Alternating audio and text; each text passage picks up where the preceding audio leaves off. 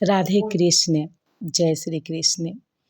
आज आप लोगों को मैं एक छोटी सी कहानी के माध्यम से हम अपने मूल्यवान जीवन की कीमत को समझने में सहायता मिलेगी, जिससे ईश्वर का दिया हुआ मूल्यवान जीवन की कीमत को समझ सकेंगे।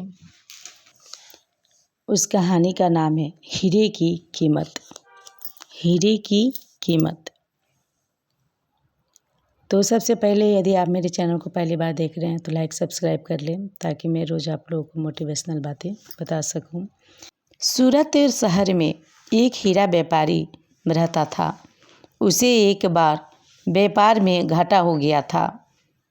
इससे उसे गहरा सदमा लगा था। व्यापारी इस सदमे से उबर नहीं पाया।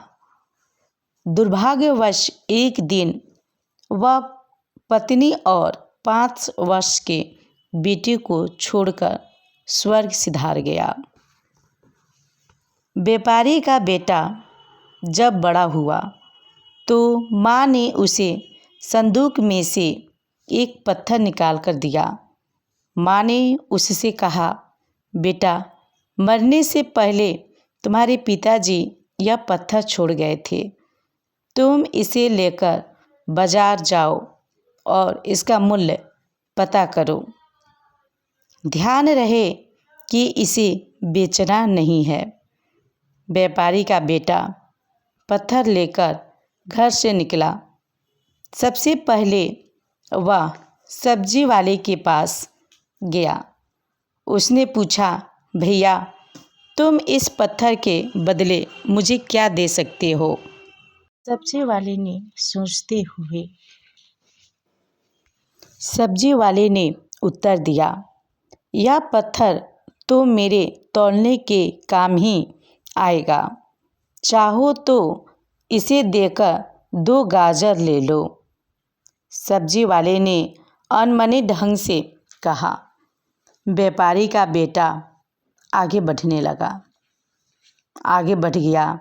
इस बार वह जौहरी की दुकान पर पहुंचा। उसने जौहरी को पत्थर दिखाया और उसका मूल्य जानना चाहा।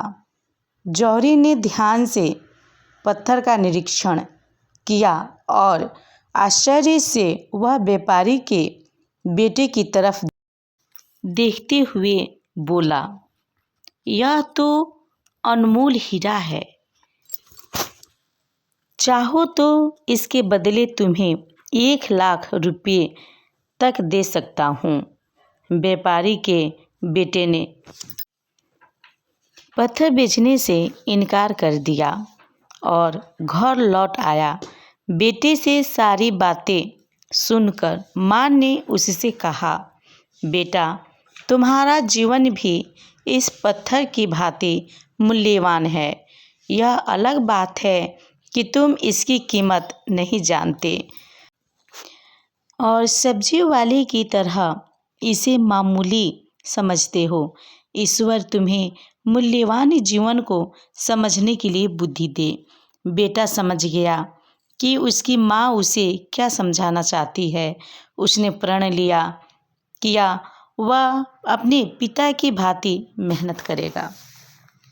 संघर्ष ही जीवन है, इससे डरना नहीं, लड़ना सीखो। सपने वो नहीं होते जो आप सोने के बाद देखते हैं। सपने वो होते हैं जो आपको सोने नहीं देते। आपको यह कहानी अच्छी लगे तो लाइक, शेयर, कमेंट ज़रूर करें।